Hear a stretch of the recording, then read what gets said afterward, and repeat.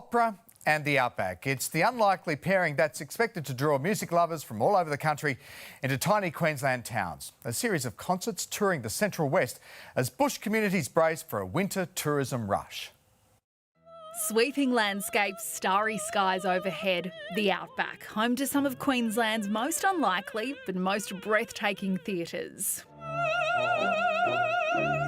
From May 18, the Festival of Outback Opera returns to the Central West, bringing world-renowned voices to country towns.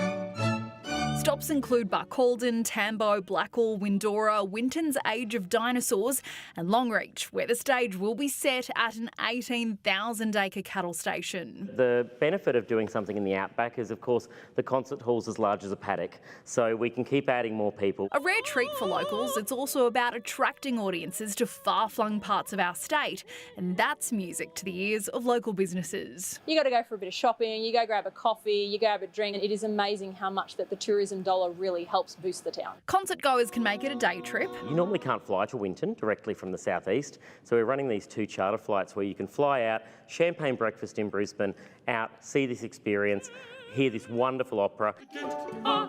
Or take the scenic route, joining a stampede of grey nomads bound for the bush. We're optimistic that we will have a very good season, particularly with those markets that haven't been able to join us in the last 2 years. Last year, 1 million travellers visited Outback Queensland, and this winter tourism season is expected to be bumper too. Forward bookings for accommodation and attractions 80% full in Longreach and Winton, around the 65 to 70% mark in other country holiday spots. The advice: lock in stays and activities well in advance. Bookings are constantly changing due to COVID. For those planning to hit the road for longer and looking for ways to fund their trip, there are plenty of odd jobs up for grabs. There's a number of tourism businesses that are crying out for staff. Positions are being posted to outbackqueenslandjobs.com.au. Lily Greer, 9 News.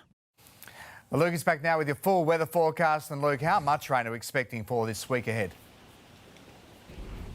Well, Jono, here in the southeast, the latest forecast is for anywhere from 150 up to 250 millimetres over the next 7 days. As we know, it will be the north that sees the heaviest of the showers from Cairns through to the Capricornia coast. We're going to see falls similar to that, even possibly double over Tuesday and Wednesday alone. But for the north of the state, we'll see the showers start to clear from Thursday. Down here in the southeast, while the falls won't be as heavy, the rain will last longer. We're looking at rain right the way through until next weekend. I'll show you the outlook in just a moment. Have a look at the flyover and the temps from around the southeast today, all pretty much around average. Down here on the Gold Coast, top today of 25 degrees. For the city, top of 25 as well. But a top of just 23 for Ipswich today. Logan, top of just 24. And 24 was the top for the Sunshine Coast as well. On tomorrow's weather map, you can see the rain starting to blanket our state through the coastal fringe as the trough deepens and moisture-laden air is going to feed into that trough.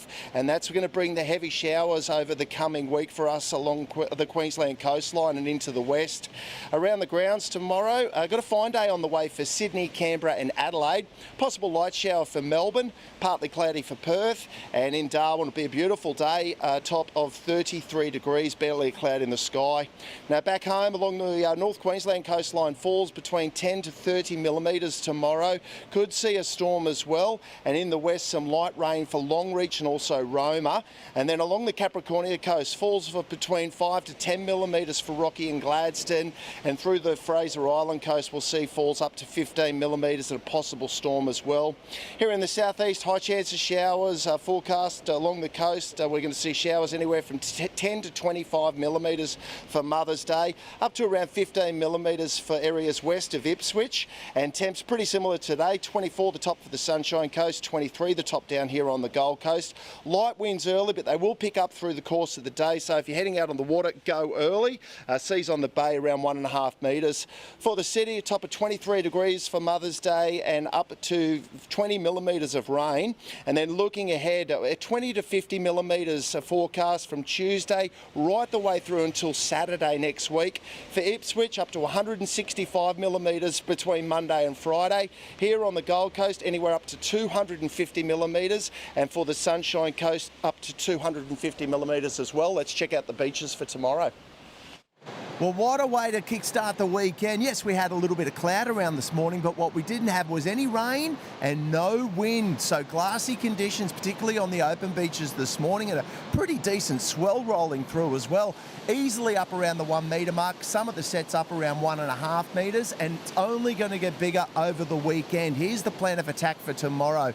Might be able to sneak in a surf on the open beaches super early, but once the southeasters kick in, you'll have to head down the points, and we'll be down there for the foreseeable future. These southeasterly winds going to whip up a pretty decent swell. Should see it up close to 2 metres by tomorrow afternoon, and it means only for experienced board riders out there tomorrow. Now for beachgoers, we are going to see dangerous conditions. Noosa up on the sunny coast, and down here on the Gold Coast, Burleigh will be by far and away the safest options, but make sure you stay between the flags. There will be a lot of rips and currents out there.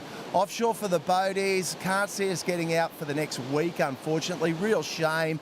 Some epic action through the week with Ross McGovern on board Lucky Strike charters, including some quality amberjacks. Great stuff. There you go, guys. Jono, the rain getting heavier here at Southport this evening. I reckon a rain jacket or an umbrella, good present for Mum for tomorrow. Good on you, Luke. Thank you. And that is 9 News Queensland this Saturday. Thanks for your company. Deborah Knight is up next with the current affair. I'm Jonathan Uptin. From all of us, good night.